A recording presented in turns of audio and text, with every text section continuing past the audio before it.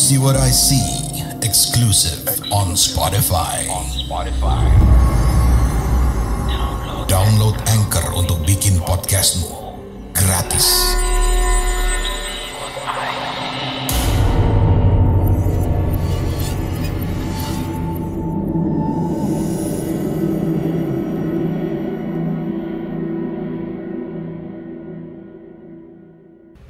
Assalamualaikum warahmatullahi wabarakatuh. Halo warga desa Sukawudi, selamat datang di Mencekam, menceritakan email kamu. Kali ini aku mau membacain satu cerita kiriman dari salah seorang warga desa Sukawudi bernama Mbak Asa Sarah.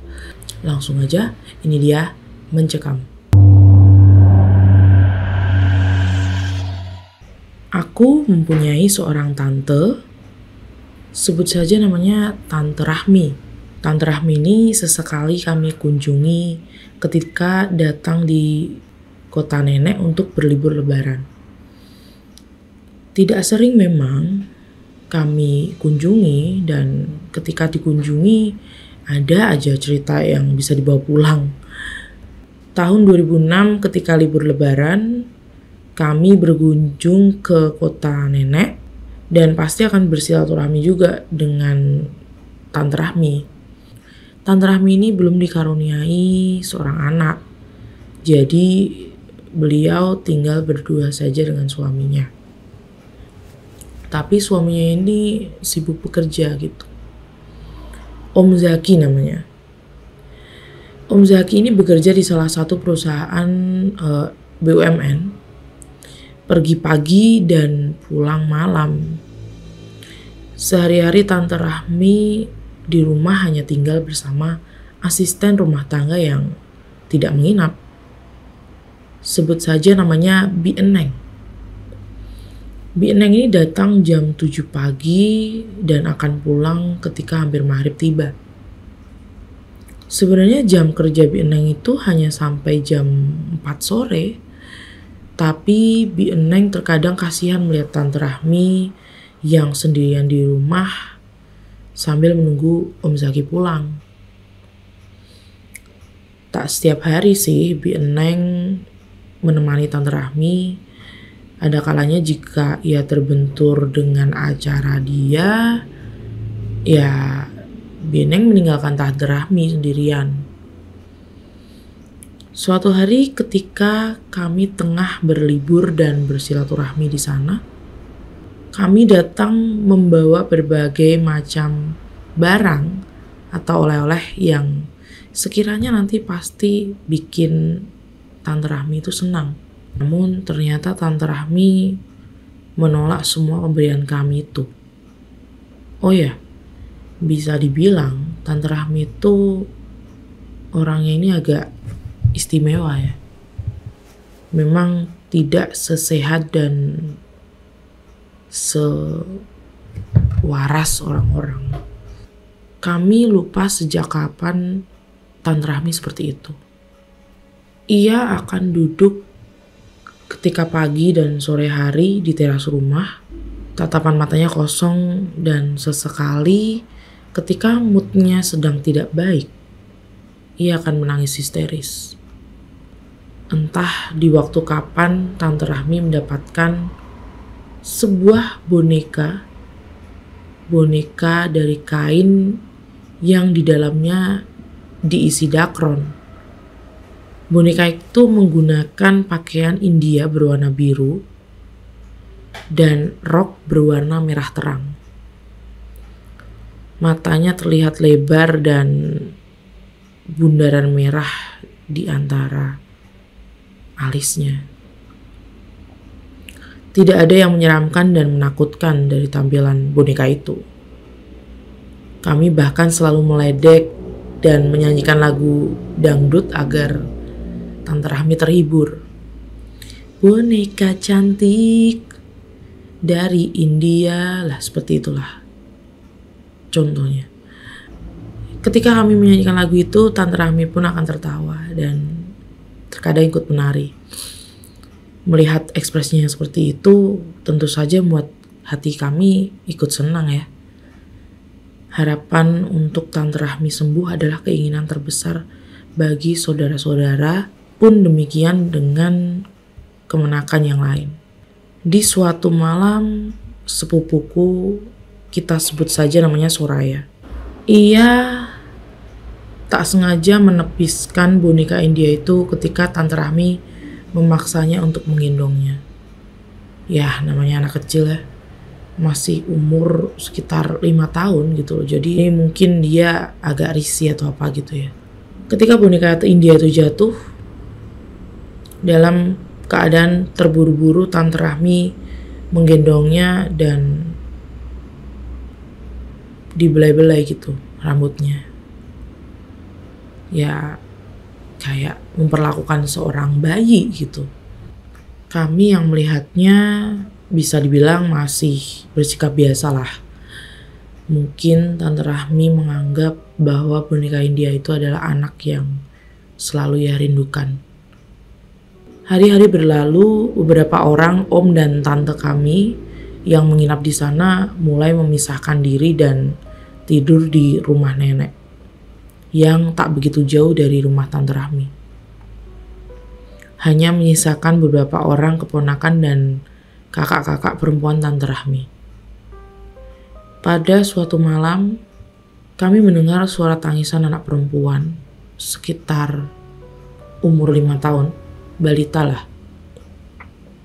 Aku yang saat itu sedang ingin ke kamar mandi, tiba-tiba terkejut karena terdengar suara tangisan itu gitu. Lalu penasaran karena suaranya tuh berasal dari kamarnya Tante Rahmi. Aku dan mama mengintip di kamar Tante Rahmi. Ya, beliau sedang tertidur pulas. Tapi boneka India itu tengah tergantung pada dinding yang tinggi dekat jam besar berwarna putih. Mungkinkah Tante Rahmi yang menggantungnya? Aku gak tahu. Bergegas menuju kamar mandi, aku menuntaskan hajat, lalu suara tangisan itu tidak terdengar lagi. Penasaran, aku dan mama ngintip lagi. Mama menarikku ketika tahu boneka India itu saat ini tengah berada di pelukan Tante Rahmi. Boneka itu berpindah posisi, sedangkan sepertinya Tante Rahmi tertidur sangat pulas. Bahkan belum 5 menit dari aku tinggal kamar mandi. Yang aneh dari boneka itu, ia kerap berada di pelukan saudara sepupuku itu yang bernama Soraya. Tidak jelas siapa yang meletakkan di pelukan Soraya.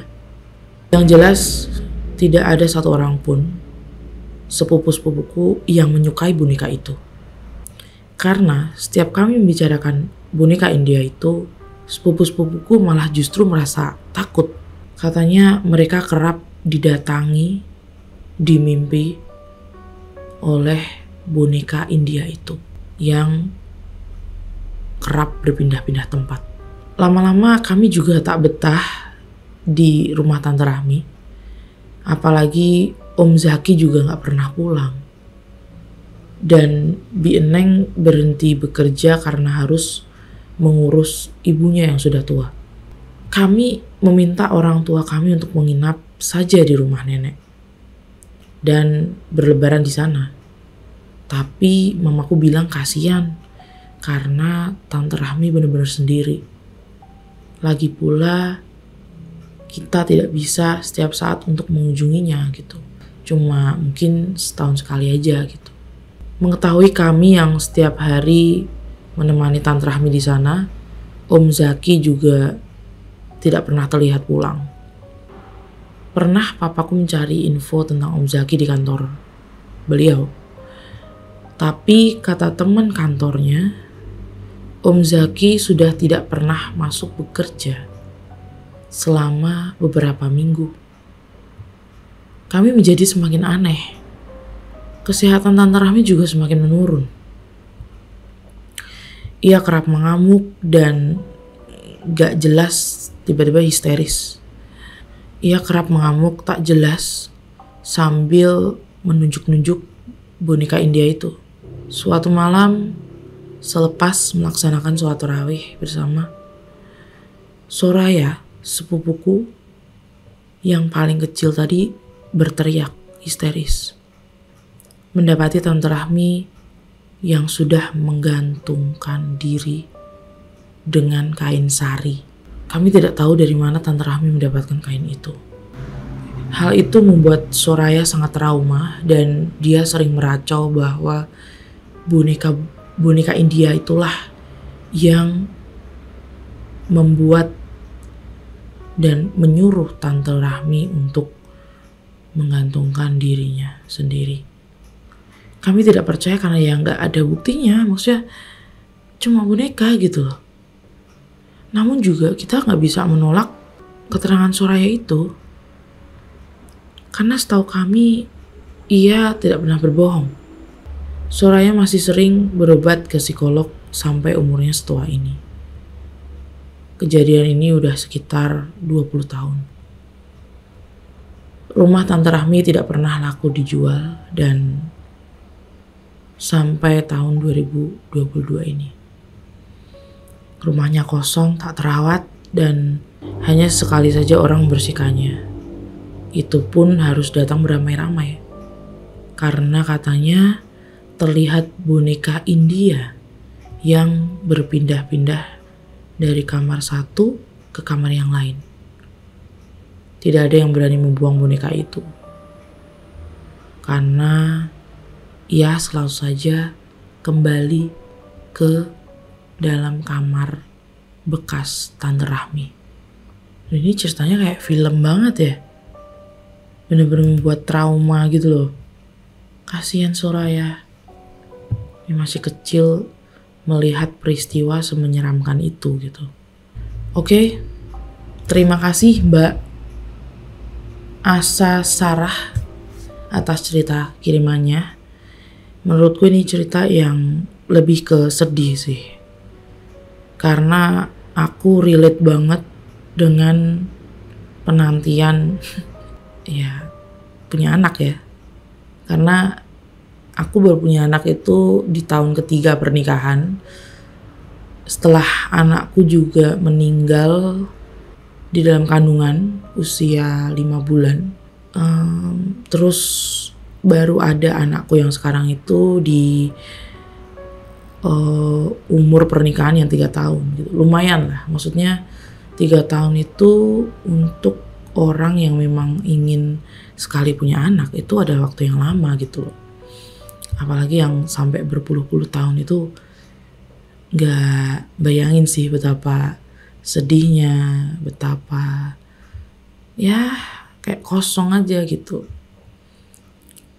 Semoga buat teman-teman atau orang-orang di luar sana yang sedang menantikan ya, segera dikabulkan sama Tuhan ya. Amin. Mungkin segitu aja. Semoga cerita kali ini menghibur. Walaupun ya mungkin lebih ke sedih ya. Tapi gak apa-apa. Moral story-nya mungkin lebih ke kalau ada orang yang jiwanya mungkin sakit ya, atau depresi dan lain sebagainya, itu memang kita nggak boleh membiarkan ya. Maksudnya kita harus tetap menjadi lingkungan yang positif gitu, lingkungan yang mensupport. Semangat buat teman-teman yang sedang struggle, semoga selalu dimudahkan segala urusan dan masalahnya. Singkat kali ini tapi ini ngena banget, banyak moral story-nya. Semoga kalian bisa nyimpulin sendiri. Oke, segitu aja. Terima kasih. Wassalamualaikum warahmatullahi wabarakatuh. Dadah.